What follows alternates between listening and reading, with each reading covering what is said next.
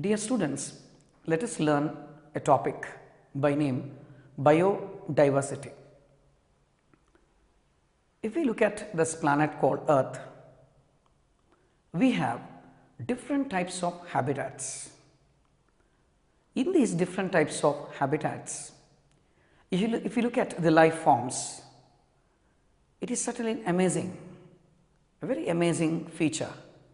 It baffles us as to how life exists in such diversified forms. So, let us enter into this domain, into this beautiful area of learning called the biodiversity, and understand the various aspects, the various perspectives, the various facets, the various dimensions this topic has. So, let us venture into this topic called the biodiversity.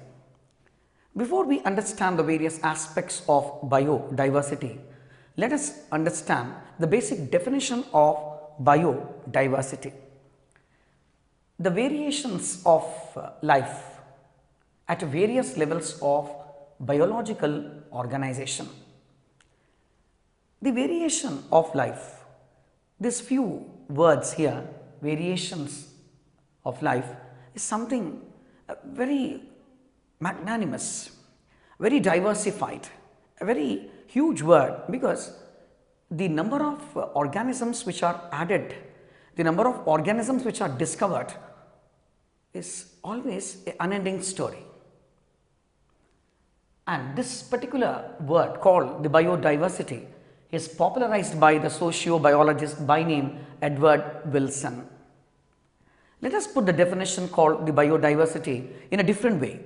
That is, it is the sum total of diversity that exists at all levels of biological organization. So, I repeat the definition one more time.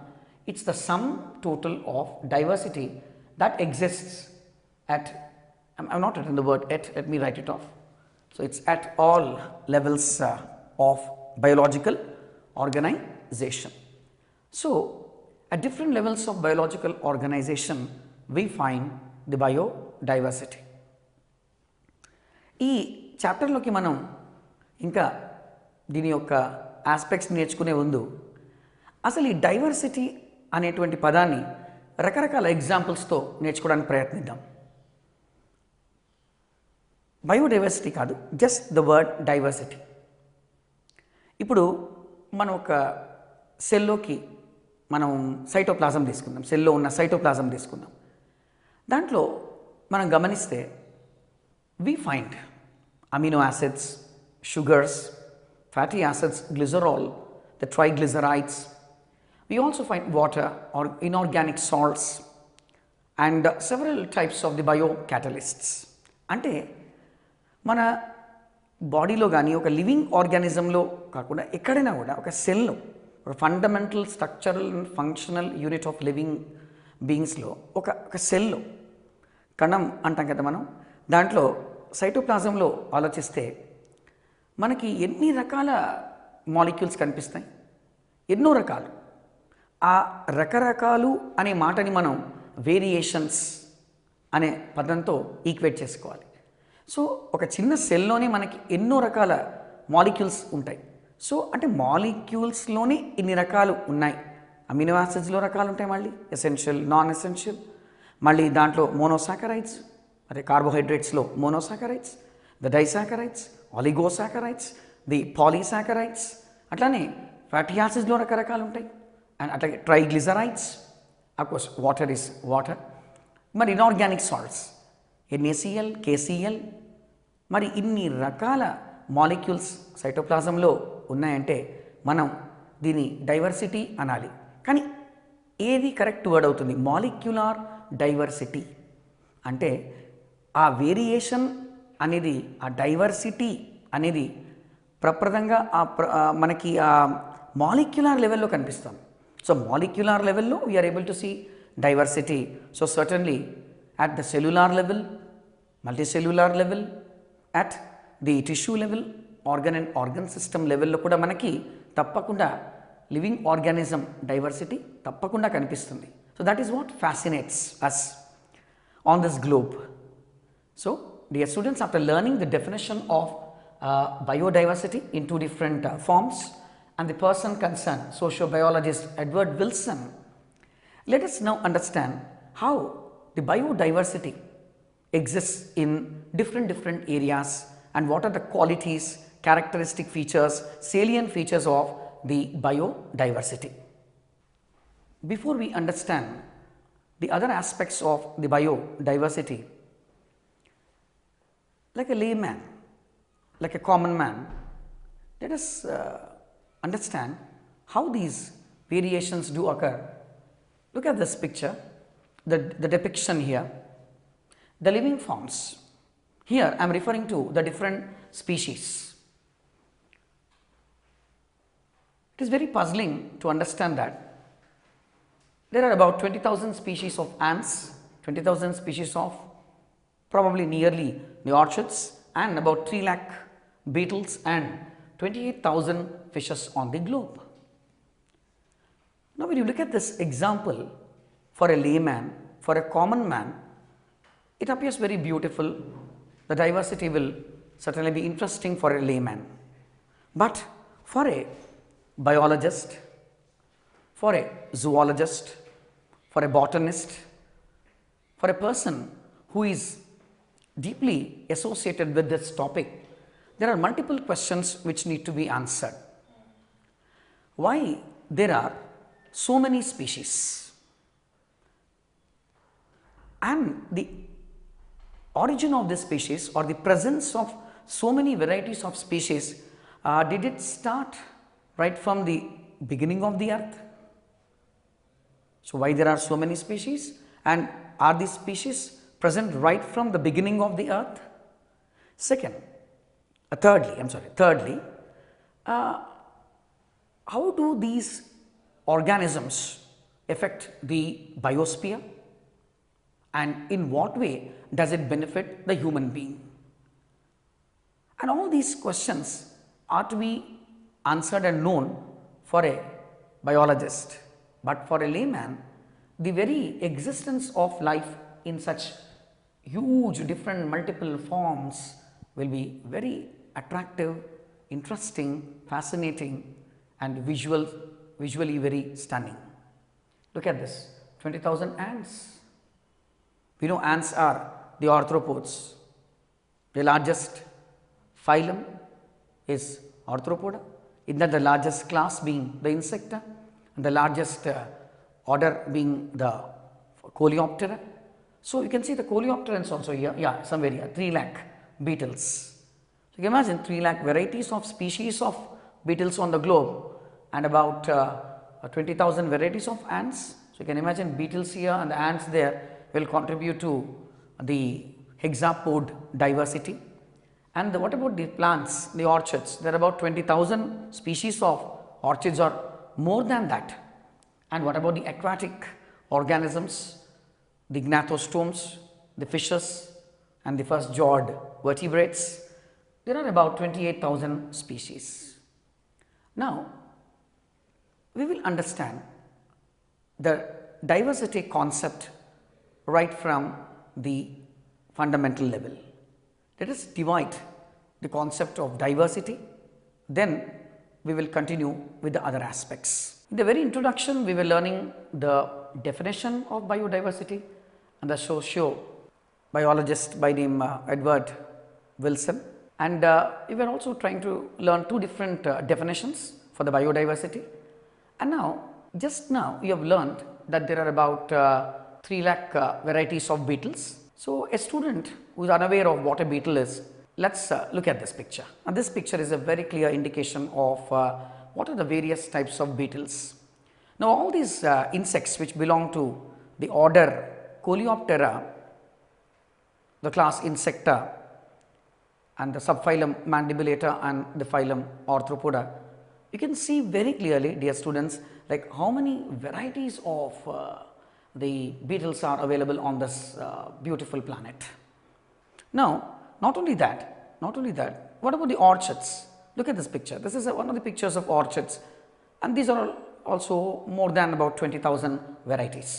From what level to which level there is biodiversity? It starts from the macromolecular level to the biome level. You will see the diversity factor existing at every level of organization. Now let's start with the ground level, which is nothing but the macromolecules. The large molecules, the huge molecules, the macromolecules with higher molecular weight, that is found in a cell, as we were talking in the previous lines just before. Let us look at the amino acids. The amino acids, when they combine, we get a macromolecule which is called protein. But the macromolecule which is called as protein exists in different forms, because we know that when the sequence of the amino acids is changed, or depending upon the mRNA, the sequence of the amino acids do change, and when the sequence changes, we get varieties of varieties of proteins. So when the amino acid sequences are changing, we get different varieties of proteins. I have just listed out some of the headings of different types of proteins: enzymes, hormones, the cell membrane, the muscle proteins, hemoglobin, and different types of special proteins like dystrophin. All these make us understand that a protein is given several types of nomenclature, because each one will be differing in the sequence of amino acids. The second one, I have taken the example of glucose. We know that the glucose molecules combine to form the glycogen. Now you can understand there is no diversity like glucose just becoming the glycogen. But understand, but this glucose which is in excess sometimes can be converted into another type of organic molecule in the body, and we call it as the neogenesis. Then what about the fatty acids and glycerol? When they combine, we get different types of triglycerides. అంటే మనం ఈ చాప్టర్లో రకరకాల అంశాలని పరిశీలిస్తున్నప్పుడు మనం fundamental level, ground level, అంటే మొట్టమొదటి diversity ఆలోచించడానికి మనం మ్యాక్రోమాలిక్యూల్స్ తీసుకున్నాం. సో దీంట్లో వేరియేషన్ మనం తెలుసుకుంటున్నాం. అండ్ ఇనార్గానిక్ సాల్ట్స్లో కూడా మనకి వేరియేషన్ కనిపిస్తుంది. So at macromolecule level to the biome level, we can see the diversity. So this aspect exists at every level. So this is the first aspect called, at the level of macromolecules we find diversity.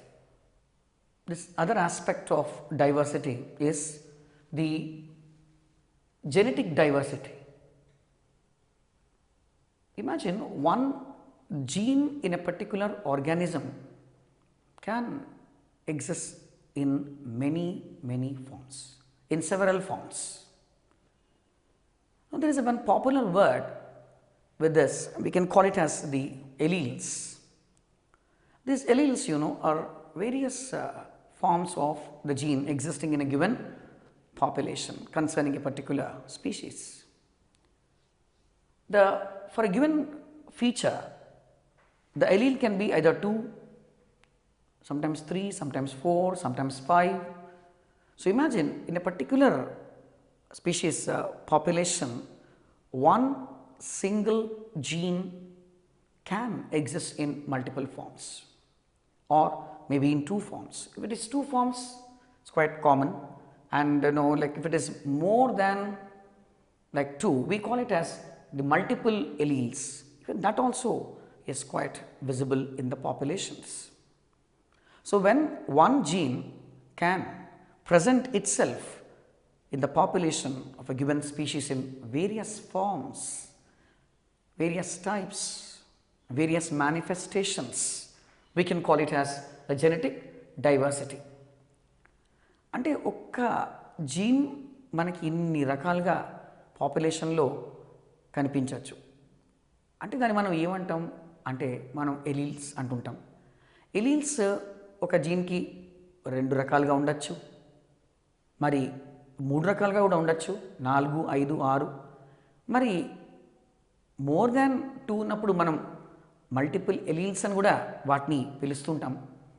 అయితే ఇన్ని రకాలుగా ఒక gene ఉండడం ఏమైనా యూస్ఫుల్లా, దానివల్ల ఏమైనా బెనిఫిటా అంటే ఒకసారి చూడండి.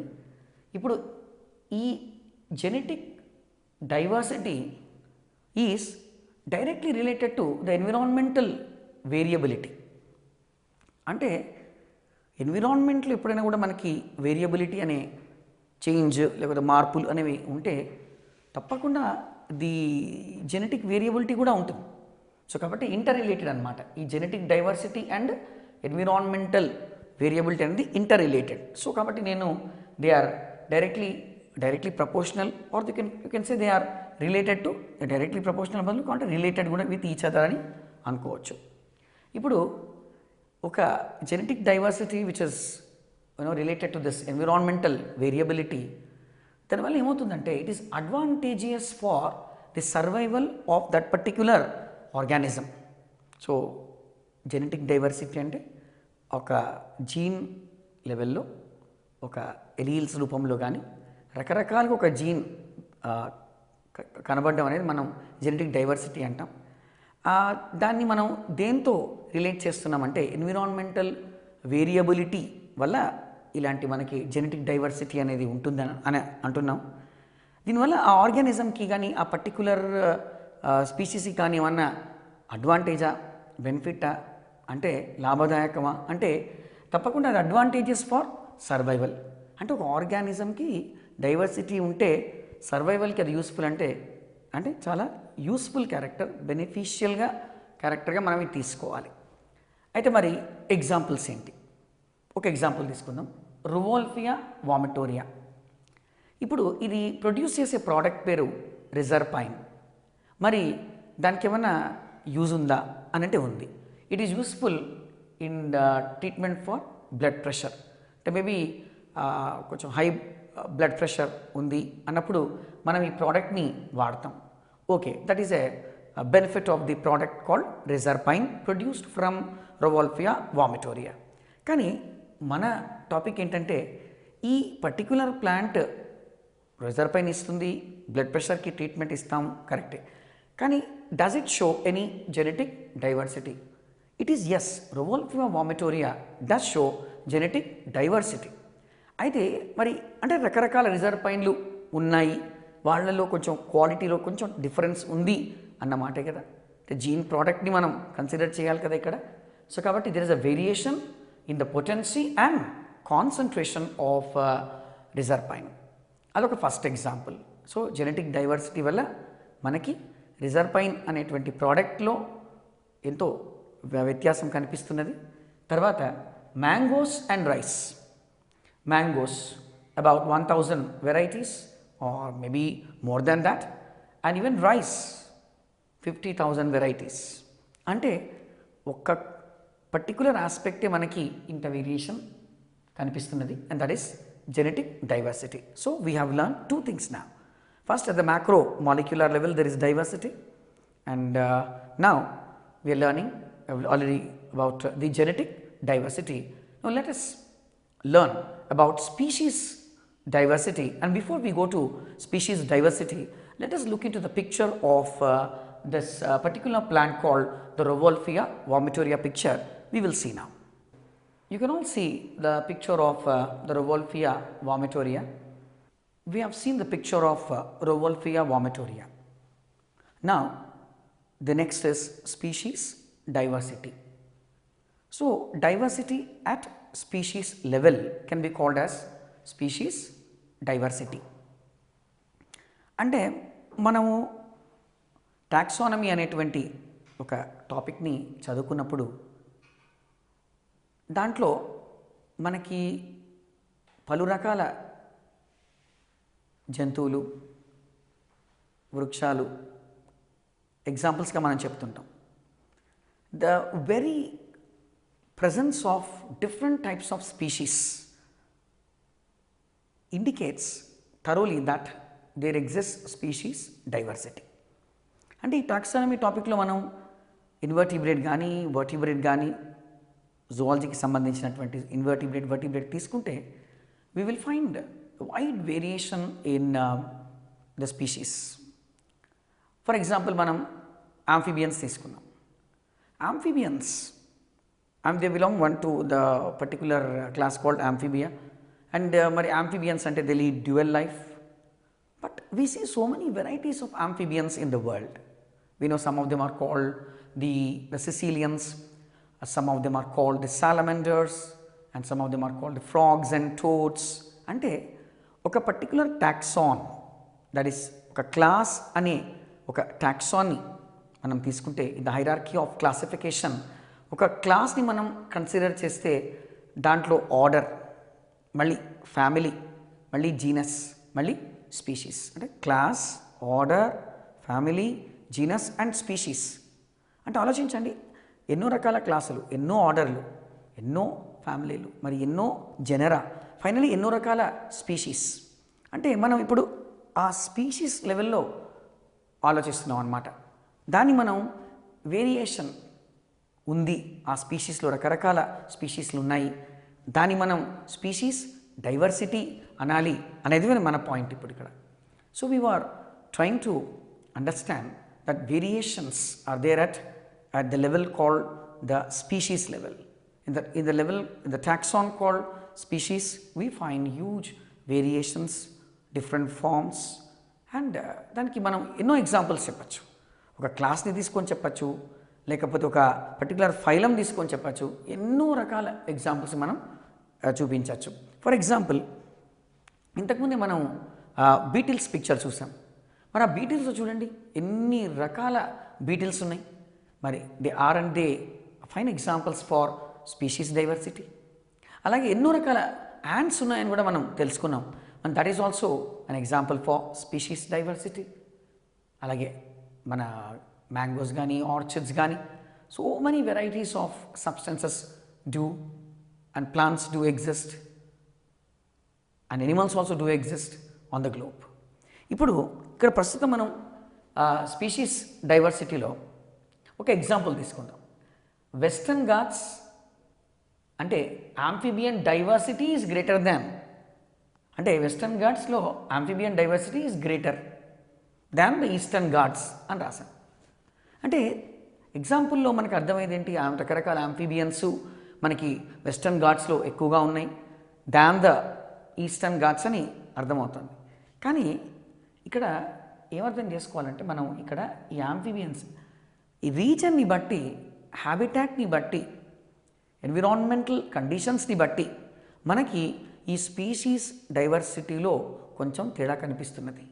ఫర్ ఎగ్జాంపుల్, వెస్టర్న్ ఘాట్స్లో ఎక్కువ ఉండడం ఎందుకు, మరి ఈస్టర్న్ ఘాట్లో ఎందుకు తక్కువ ఉండాలి అంటే, ఈ environmental factors which will naturally influence the organism, మరి ఈ ఆర్గానిజం అక్కడ ఎలా అడాప్ట్ అయింది, all this will decide the species existence in a given area. కాబట్టి this is more benefit or rather suitable, rather this is showing more diversity, probably supporting the amphibian life better than the eastern ghats. అంటే ఇక్కడ amphibians ఎన్నో రకాలు ఉన్నాయి అని చెప్తే చాలు, that is an indication of the species diversity. ఒక్క step ముందుకెళ్ళి ఈ మాట అంటున్నాం మనం, వెస్టర్న్ ఘాట్స్లో amphibian diversity is greater than Eastern Ghats అని మనం ఇంకా కంటిన్యూ చేసి చెప్తున్నాం. So let's see one picture about the Western Ghats. This is an area where you can see very clearly all this region as the Western Ghats. Diversity at the ecosystem level is called as ecological diversity. This can be further divided or categorized into the alpha, beta and the gamma diversity. Now, what is alpha diversity? Diversity that is present in a particular habitat can be called as the alpha diversity. So, alpha diversity అంటే ఒక particular హ్యాబిటాట్లో మనం ఎన్ని రకాల organisms ఉన్నాయి, plants, animals, అవన్నీ కూడా రకాలు, I mean to say not the number. So మనం నంబర్ని తీసుకోకూడదు ఇక్కడ, నంబర్ కాకుండా వేరియేషన్ ఇన్ లైఫ్ ఫార్మ్స్ అని అనుకున్నాం కాబట్టి, సో వేరియేషన్ అన్నప్పుడు ఒక ఆర్గానిజం ఇంకొక ఆర్గానిజం తప్పకుండా డిఫరెంట్గా ఉండాలి. So that is what the word variation means. కాబట్టి ఆల్ఫా డైవర్సిటీలో మనం ఒక పర్టిక్యులర్ హ్యాబిటాట్లో ఎన్ని రకరకాల ఆర్గానిజమ్స్ ఉన్నాయి అనేది కన్సిడర్ చేస్తే it is called alpha diversity. మరి బీటా డైవర్సిటీలో న్యాచురలీ ఒక ఈకోసిస్టంలో వేరియేషన్స్ కనిపిస్తుంటే మనం ఆల్ఫా అన్నామంటే, రెండు ఈకోసిస్టమ్స్ని కన్సిడర్ చేసి వాళ్ళలో ఉన్నటువంటి వేరియేషన్స్ ఇన్ లైఫ్, అంటే ఇక్కడ ఎన్ని రకాలు ఉన్నారు, అక్కడ ఎన్ని రకాలు ఉన్నారు, మనం కంపేర్ చేస్తే that is called as the beta diversity. And what about the last one called da Gama diversity? The overall diversity can be called as the gamma diversity. మరి overall diversity is called as gamma diversity అన్నప్పుడు దానికి చక్కటి ఉదాహరణ మనం ఏం తీసుకోవచ్చు అంటే, ఇప్పుడు for example India is a country which is exists shows multiple forms of life. The diversity factor is too high. కాబట్టి ఇప్పుడు ఇండియా తీసుకున్నాం అనుకోండి, చూడండి ఎన్ని రకరకాల మనకి ఎన్విరాన్మెంటల్ సిస్టమ్స్, ఎకోసిస్టమ్స్ కనిపిస్తుంటాయి. For example rain forest, mangrove, coral reefs, alpine meadows, deserts, wetlands and also estuaries. మరి ఇన్ని రకాల హ్యాబిటాట్స్ని, ఎకోసిస్టమ్స్ని చూపిస్తున్నది అంటే it shows that India is a country which has huge biodiversity. మరి మనం డైవర్సిటీ అనే కాన్సెప్ట్లో ఒక్కసారి ఏమేమి చదువుకున్నామో రివ్యూ చేద్దాము. మనం మ్యాక్రో మాలిక్యూల్స్ నుంచి బయోమ్ వరకు డైవర్సిటీ ఉంటుంది అన్న ఆస్పెక్ట్ మొదట చూసాం. తర్వాత ఏమనుకున్నామంటే ఇక డైవర్సిటీని విభజించాం. ఎలా అంటే ఒకటేమో జెనెటిక్ డైవర్సిటీ అన్నాము, తర్వాత స్పీషీస్ డైవర్సిటీ, మరి మూడోది ecological diversity. So genetic, species and ecological diversity. ఇక ఆ ఎకలాజికల్ డైవర్సిటీని కూడా మనం ఆల్ఫా, బీటా, గామా డైవర్సిటీ అని తెలుసుకున్నాం. So diversity is in various forms. బిగినింగ్లో మ్యాక్రోమాలిక్యూల్స్ టు బయోమ్ అన్నాము. సో మ్యాక్రోమాలిక్యూల్స్ నుంచి బయోమ్ వరకు మనం అంత వాస్ట్గా డైవర్సిటీని స్టడీ చేయకుండా ఫండమెంటల్ లెవెల్లో మనం బయోడైవర్సిటీ స్టడీ చేస్తున్నాం. ముఖ్యంగా మనం genetic, species and ecological diversity అనే పదాల్ని మనం తెలుసుకున్నాము. ఇక ఎకలాజికల్ డైవర్సిటీలో ఆల్ఫా, బీటా, గామా అని తెలుసుకున్నాం. మరి ఇండియాలో ఇన్ని రకాల ఎకోసిస్టమ్స్ మనకి కనిపిస్తున్నాయంటే that clearly shows that this is a wonderful example for the ecological diversity. మరి ఇప్పుడు దీనికి సంబంధించినటువంటి కొన్ని పిక్చర్స్ని మనం ఇప్పుడు గమనిద్దాం. ఈ పిక్చర్లో మీరు గమనించండి, ఇక్కడ హెడ్డింగ్ రాసింది ఆల్ఫా డైవర్సిటీ అని. అంటే ఒక పర్టిక్యులర్ హ్యాబిటాట్, అంటే ఒక ఈకోసిస్టమ్కి సంబంధించినటువంటి డైవర్సిటీ అది, that is called alpha diversity. అంటే ఆల్ఫా డైవర్సిటీ మనం ప్రతి ఒక్క ఈకోసిస్టంలోకి తీసుకోవచ్చా, ఉంటుందా? ఖచ్చితంగా ఉంటుంది. ఆల్ఫా డైవర్సిటీ అనేది it's a diversity existing in a particular ecosystem. కాబట్టి it shows that it is present in every given ecosystem. మరి వాట్ అబౌట్ బీటా డైవర్సిటీ? ఇక్కడ గమనించండి, సైట్ బి, సైట్ సి అని రాస్తుంది. అంటే ఇక్కడ site B and site C అని రాస్తుంటే it is a diversity that is present between the two ecosystems. అంటే రెండు ఎకోసిస్టమ్స్లో మీకు వేరియేషన్ ఇన్ లైఫ్ ఎలా ఉంది అనేది మనం తీసుకోవాలి. ఒకసారి అన్ని ఎకోసిస్టమ్స్కి మనం మొత్తం ఓవరాల్ డైవర్సిటీని మనం గమనించినట్టయితే that is called as gamma diversity. మరి ఉదాహరణకి ఇండియా అని చదువుకున్నాం కదా, మరి ఇండియాలో మ్యాంగ్రూవ్స్ అని, తర్వాత డెజర్ట్స్, ఈస్చరీస్ అవన్నీ ఉన్నాయి కదా. ఒక్కసారి ఆ పిక్చర్స్ని పరిశీలిద్దాం. You can see this is the alpine meadow. Alpine meadow ఇలా ఉంటుంది. తర్వాత మరి చూడండి grasslands, how hugely they are present. Okay, and then after that is this one. This is called the mangroves. Mangroves ఇలా ఉంటాయి. తర్వాత let us see, this is what is called the coral reefs. This is the coral reefs. So that clearly indicates how diversified forms, how attractive they are, how beautiful they are, how colorful they are, and how eye-catchy colors. This is about the coral reefs. Apart from the concepts of alpha, beta, gamma diversity, which is a part of ecological diversity, we will learn one more attribute of the biodiversity, endemism. Now, what is endemism, and what kind of species can be found under the endemism? A species which is unique to a given area is called as endemism. So, we know that there are some species which are totally adapted and their life is restricted within a given habitat, and you will not find that organism in any other part of the world. So, such organisms which are completely unique and restricted to a particular habitat ecosystem can be termed as the endemic species.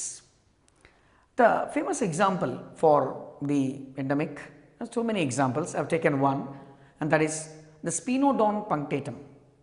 This particular living fossil, which is a rhynchocephalian, which is a unmodified diapsid skull with a mid-dorsal crest of spines. This particular organism, also called the Tortora lizard, is endemic to New Zealand. Now, imagine if endemic species, their very existence is threatened, certainly they will be extinct. So, endemism includes species which are unique to a particular place, and once they are eliminated, they cannot be replaced. Before we learn the patterns of biodiversity, we will learn two important words.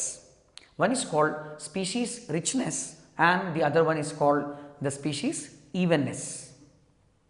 In the species richness and evenness, please understand, when you say richness, it means number of different species present. For example, let us imagine the Amazon. Amazon, the lungs of earth. When you consider that area, you can see different varieties of species present in that particular domain. In that neotropical region, the neotropical region includes South America. So, that neotropical, because earth is divided into 6 realms, and one of them is the neotropical, and in that you see a wide range of species present. అంటే మనము భూమిని ఒక 6 ఏరియాస్గా విభజిస్తాం. దాంట్లో ఒకటి ఏంటంటే నియోట్రాపికల్ అని అంటాం. So వీళ్ళని ఏమంటారంటే జూ జియోగ్రాఫికల్ రెలమ్స్ అంటారు, REALM. సో ఈ జూ జియోగ్రాఫికల్ రెలమ్స్లో 6 ఉంటాయి. అంటే భూమిని మనం అలా 6గా విభజించిన తర్వాత ఈ సౌత్ అమెరికన్ రీజన్ కమ్స్ అంటారు నియోట్రాపికల్ రెలమ్. మరి దాంట్లో మనం అమెజాన్ తీసుకుంటే ఎన్నో రకాల స్పీషీస్ అక్కడ ఉంటాయి. అంటే దాని అర్థం ఏంటి, మనం ఎన్ని రకాలు ఉన్నాయి, ఎన్ని వేరియేషన్స్ ఉన్నాయి, ఎంత డైవర్సిటీ ఉంది అని మనం ఆలోచిస్తే that is called as species richness. అంటే ఇదే కదా మనం, this is what is our wealth. Okay, ఇప్పుడు మనం ఈవెన్నెస్ చూద్దాం. ఈవెన్నెస్ అంటే అక్కడ మనం నంబర్ అనేది మనం ముఖ్యంగా తీసుకోవాలి. అంటే habitat has similar abundance for each species present. అంటే ఉన్నవాళ్ళు ఒక 4-5, ఉదాహరణకి ఒక 4-5 వెరైటీలు ఆఫ్ ద స్పీషీస్ ఉన్నాయనుకోండి, వాళ్ళందరూ కూడా చాలా ఎక్కువ నంబర్లో ఉన్నారు. సో అలా నంబర్ని మనం ముఖ్యంగా తీసుకున్నప్పుడైతే ఆ నంబర్ బేస్డ్, అంటే ఎక్కువ నెంబర్ ఉన్నారు, సమానంగా ఉన్నారు, ఈవెన్గా ఉన్నారు అన్నప్పుడు ఏమనాలి? That is called species evenness. ఈ స్పీషీస్ రిచ్నెస్కి, స్పీషీస్ ఈవెన్నెస్కి సంబంధించిన ఒక పిక్చర్ చూద్దాం. ఆ పిక్చర్ చూసిన తర్వాత we will go to the various attributes కూడా చదివేసాం మనము. ఇంకా లాటిట్యూడినల్ గ్రేడియంట్ అంటే ఏంటి, తర్వాత స్పీషీస్ రిచ్నెస్కి, తర్వాత ఏరియాకి ఎలాంటి గ్రాఫ్ తీసుకోవాలి, మరి ట్రాపికల్ రీజన్స్ ఎందుకు ఇంత రిచ్గా ఉన్నాయి, ఇవన్నీ కూడా మనం గమనిద్దాము. So before we go to that aspect, ఒకసారి ఒక పిక్చర్ చూద్దాం concerning the species richness and species evenness.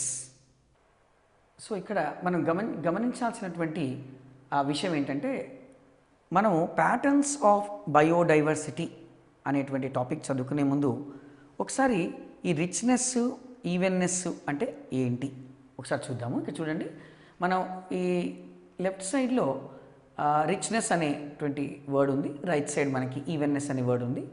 అయితే ఇప్పుడు ఈ లెఫ్ట్ సైడ్లో ఏమైందంటే మోర్ స్పీషీస్ అంటే రకరకాలు ఉన్నారనమాట. బటర్ఫ్లైస్ ఉన్నాయి, అక్కడ మళ్ళీ కొన్ని డ్రాగన్ ఫ్లైస్ లాగా ఉన్నాయి, తర్వాత మేబీ ద బీటిల్స్ అని వీళ్ళందరూ ఉన్నారు. అంటే ఇక్కడ ఏమైందంటే రకరకాలుగా, అంటే 3 రకాలు ఉన్నాయి.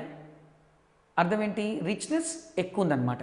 అంటే నెంబర్ మనం ఇక్కడ కన్సిడర్ చేయకూడదు. నెంబర్ తీసుకున్నాం అనుకోండి, ఈ లెఫ్ట్ సైడ్ పిక్చర్లో మనకి బటర్ఫ్లైస్ ఎక్కువగా కనిపిస్తున్నాయి, కానీ మనకు కావాల్సిన నెంబర్ కాదు కదా, ఎన్ని రకాలు ఉన్నారు అనేది మనకు కావాలి. కాబట్టి మనం ఇక్కడ ఎక్కువ వెరైటీలు ఉన్నాయి. బటర్ఫ్లైలు ఉన్నారు, డ్రాగన్ ఫ్లైస్ ఉన్నారు, తర్వాత బీటిల్స్ లాంటి ఇన్సెక్ట్స్ ఉన్నారు అక్కడ.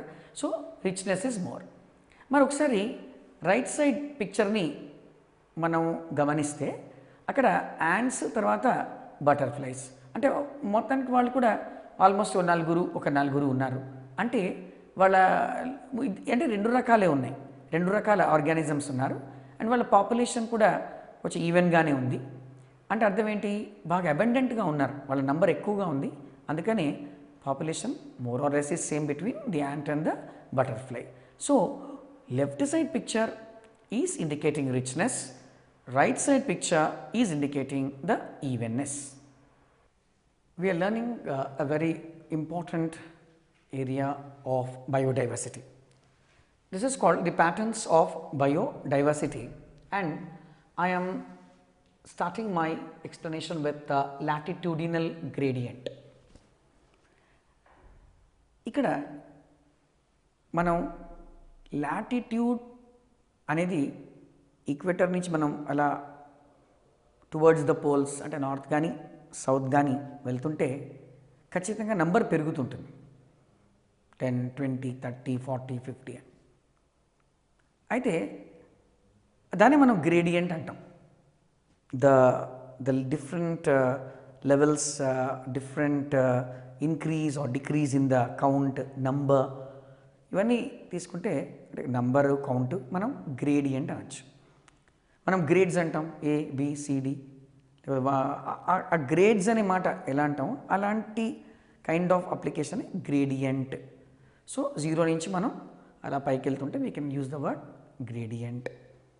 సో ఒక నంబర్ ఇండికేషన్ అన్నమాట, 0, 1, 10, 20, 30, 40 ఆర్ 40, 30, 20, 10 అలా కూడా తీసుకుంటే ఇట్ ఇస్ ద గ్రేడియంట్. అయితే లాటిట్యూడినల్ గ్రేడియంట్లో ముఖ్యంగా గమనించాల్సింది ఏంటంటే increase in the latitudinal gradient will be inversely proportional to the biodiversity. Inversely proportional to biodiversity అంటే మనం ఫర్ ఎగ్జాంపుల్ ఇక్కడ మనకి ఈక్వేటర్ దగ్గర ఉన్నామనుకోండి, but it is applicable to the terrestrial ecosystems.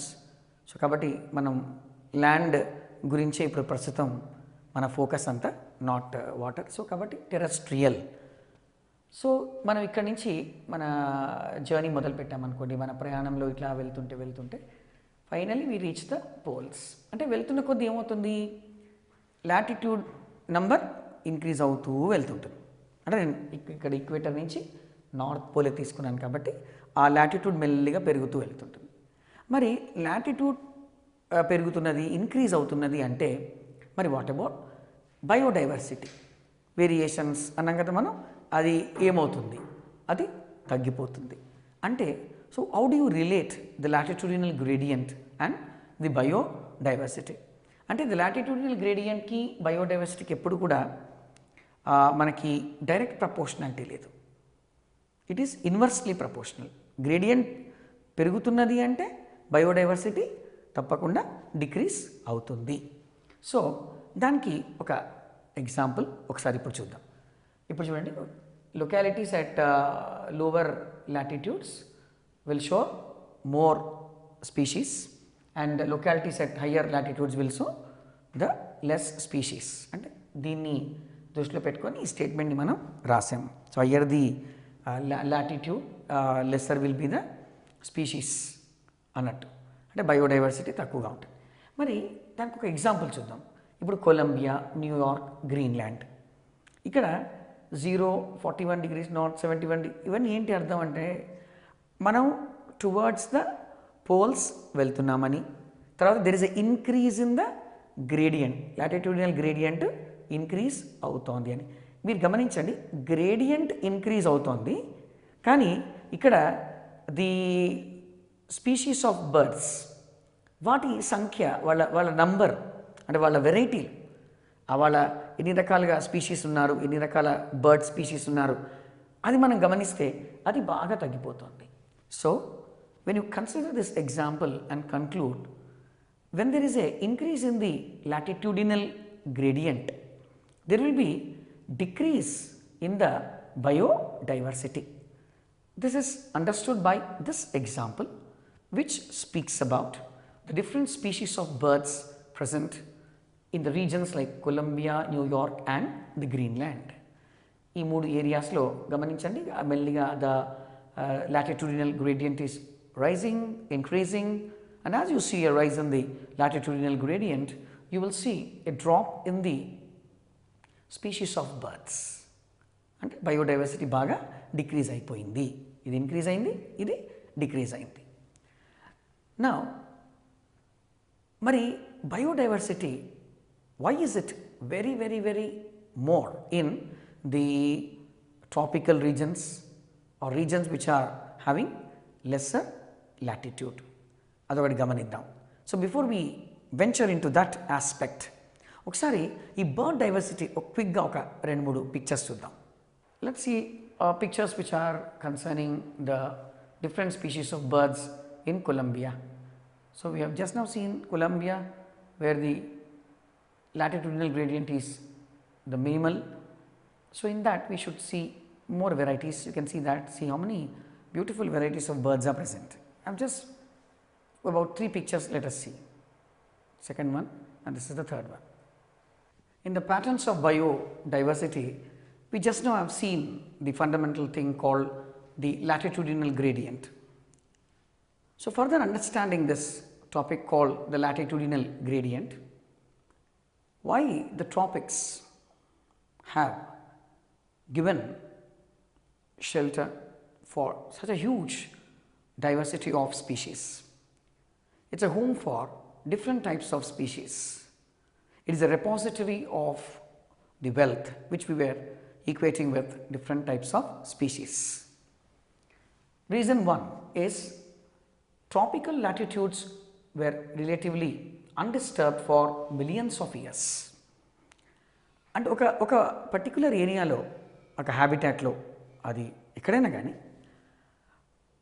అసలు ఎటువంటి మార్పులు లేకుండా, ఎటువంటి డిస్టర్బెన్సెస్ అనేటివి లేకుండా ఉంటే డెఫినెట్గా ఆ ఏరియాలో మీకు డెవలప్ అవ్వడానికి అవకాశం ఉంటుంది.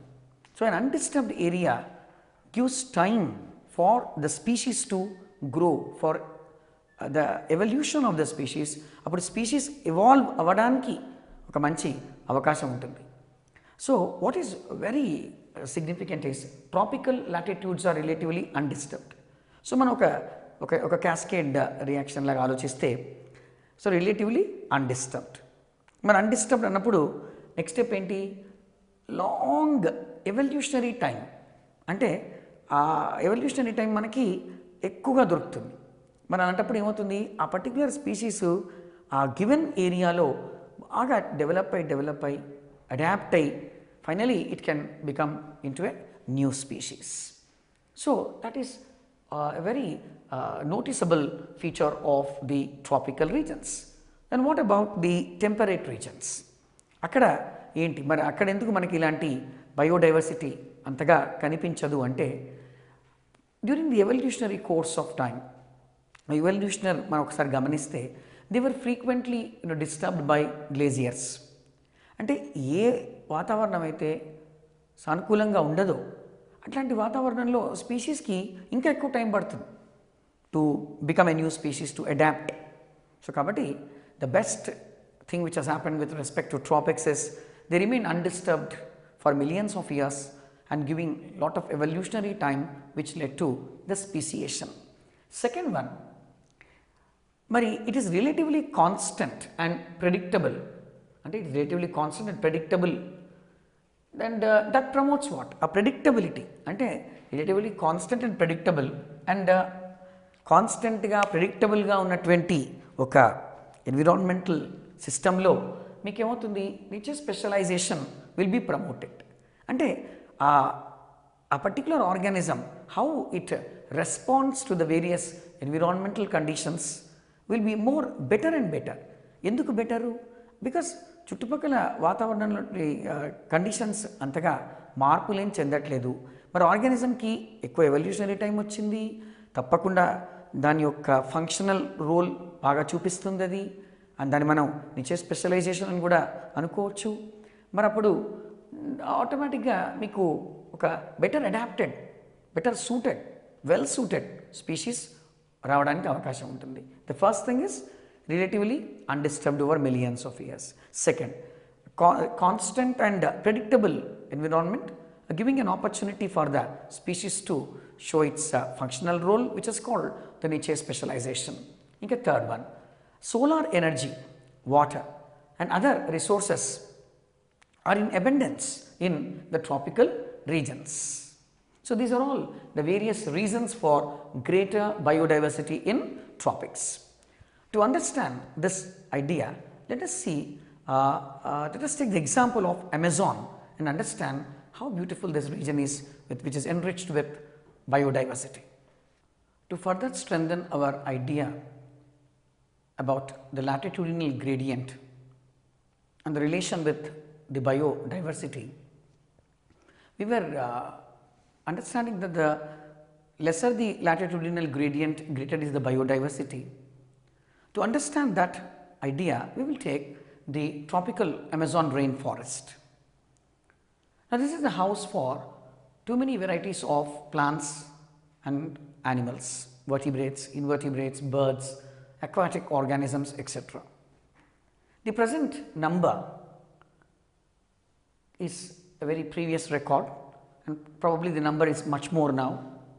And let's see the numbers once. Reptiles and mammals, see the number, 378 reptiles, 427 mammals and about 427 amphibians. So when I say the word reptiles, mammals and amphibians, I mean the species, the variation in species, the different types of species of reptiles, mammals and amphibians, and about 1300 varieties of bird species and 3000 varieties of fishes and about 40,000 plants and 1,25,000 invertebrates. This is a approximate number, and probably this is a house. Amazon region is probably a house for 2 million varieties of insects and much more, which are all probably waiting for the discovery and the naming.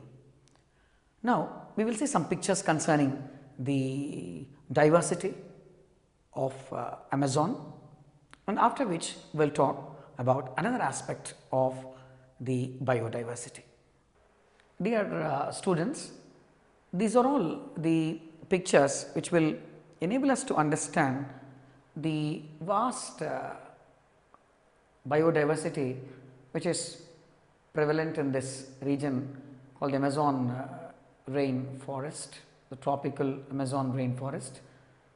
Look at the greenery and the kind of diversity which is present, aquatic species, that is fishes in that area.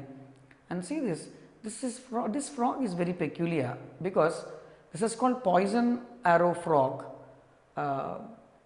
This is one of the very rare frogs present only in this region, and this is another type of frogs in that area, and these are the reptiles which are present in that particular region.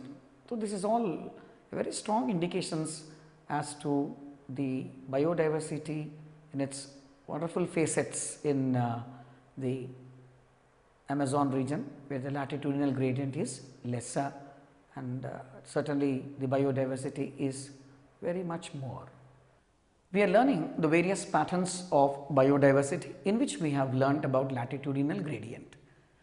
We are now learning about another important thing called the species area relationship. This idea is given by a German naturalist and a geographer, Alexander Humboldt. So, he is the man who is pioneer in this particular area, who brought in a relationship between species and area. The relationship is clearly given there. Species richness is directly proportional to the explored area.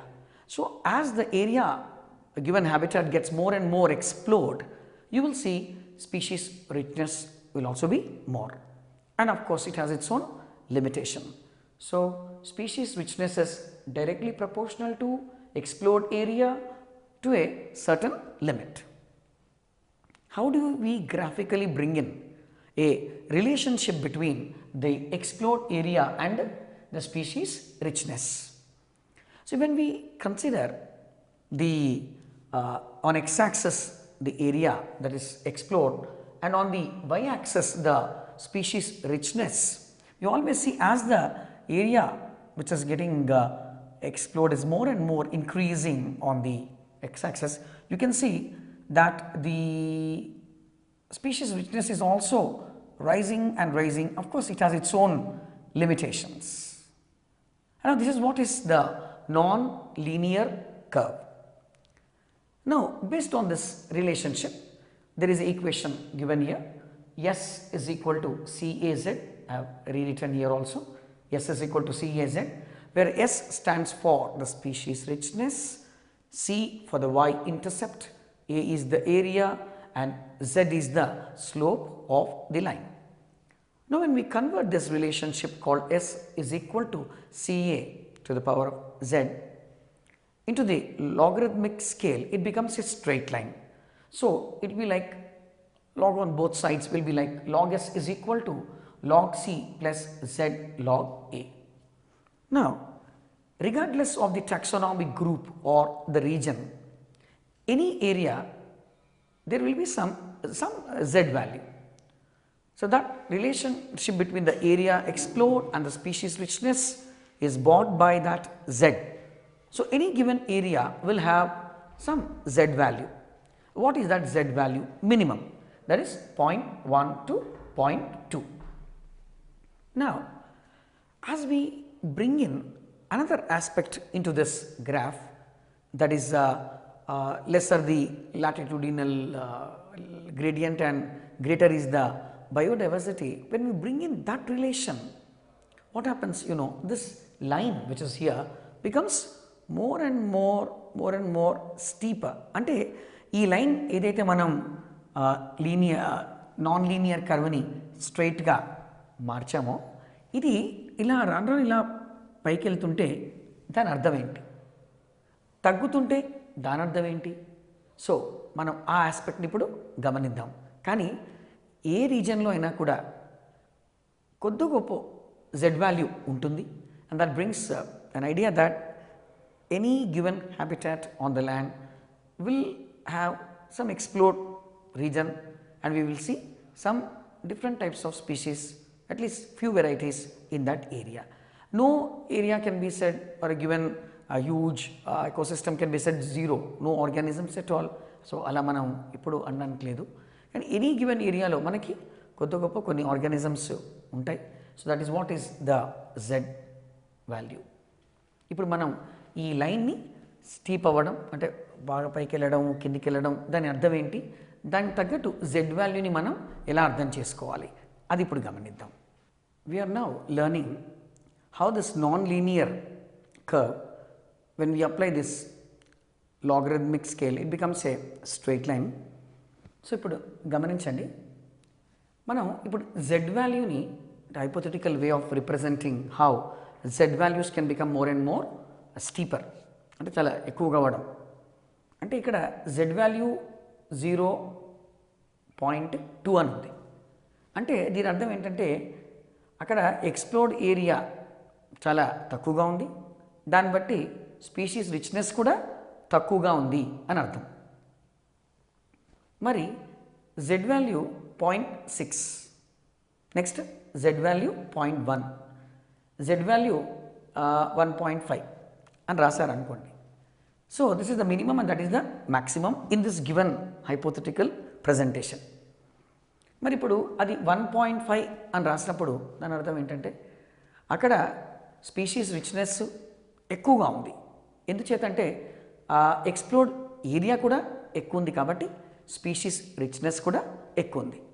మరి అదే numbers ఇలా తగ్గించుకుంటూ వచ్చామనుకోండి, దాని అర్థం ఏంటి, the explored area is less, the species richness is also less.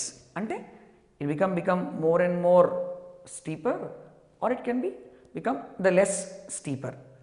అంటే rise అవుతున్న కొద్దీ అలా అని బెండ్ అవుతుంది కాబట్టి స్టీప్ అంటాం, తగ్గుతూ ఉంటుంది. So the rise or the decrease will indicate the relationship between the species richness and explored area.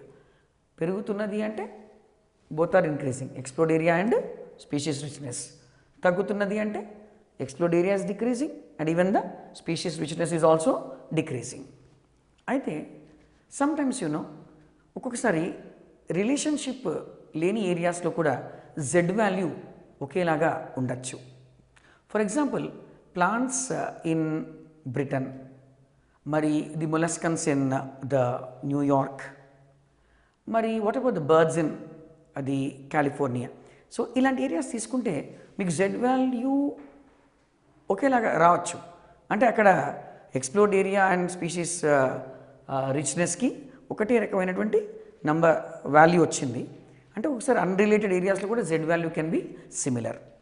తర్వాత కొన్ని ఏరియాస్లో మనకి జెడ్ వాల్యూ 0 అని మనం ఎప్పుడు అనకూడదు, ఒక మినిమం నెంబర్ ఆఫ్ ఇంతకుముందే అనుకున్నాం కదా 0.1 to 0.2 మినిమం ఉంటుంది అని అనుకున్నాం కదా. తర్వాత మనం కాంటినెంట్స్లో హ్యూజ్గా గమనించామనుకోండి. ఫర్ ఎగ్జాంపుల్ ఇక్కడ చూడండి,